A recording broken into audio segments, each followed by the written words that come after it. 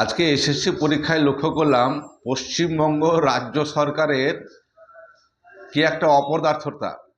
যে রাজ্য সরকারের মাননীয় মুখ্যমন্ত্রী বাংলা বাঙালিদের জন্য তার প্রাণ কেঁদে যাচ্ছে, বিধানসভার ভিতরে তাকে বাংলা বাঙালি বোঝানোর জন্যে মোদিজিকেও চোর বলতে হচ্ছে।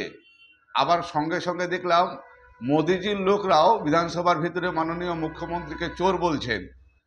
পশ্চিমবঙ্গের মাননীয় মুখ্যমন্ত্রীর ন্যূনতম সৌজন্যবোধটুকু নেই পশ্চিমবঙ্গের ছেলে মেয়েদের জন্যে। আজকে এসএসসি পরীক্ষায় লক্ষ্য করলাম শুধু পশ্চিমবঙ্গের আমরা যারা ছেলে মেয়ে, আমাদের যারা ভাই বোন, তাদের মুখের আহার, তাদের অধিকারকে গুজরাট, বম্বে, দিল্লি সমস্ত লোককে ভাগ করে দিল।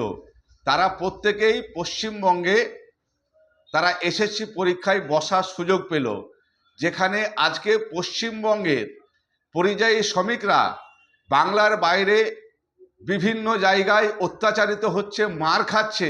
সেই জায়গায় দাঁড়িয়ে যে মুখ্যমন্ত্রী বলছে, মাননীয় মুখ্যমন্ত্রী মমতা ব্যানার্জি, যে বাঙালিদের ওপরে অত্যাচার, বাংলার উপরে বাজে কথা আমি মানছি না, মানব না, সেই মুখ্যমন্ত্রী আজকে এসএসসিতে আমাদের অধিকার, বাংলার অধিকারকে খর্ব করে সারা ভারতবর্ষে এসএসসি চাকরিগুলোকে বিলিয়ে দেওয়ার জন্যে তাদেরকে বসার সুযোগ করে দিল।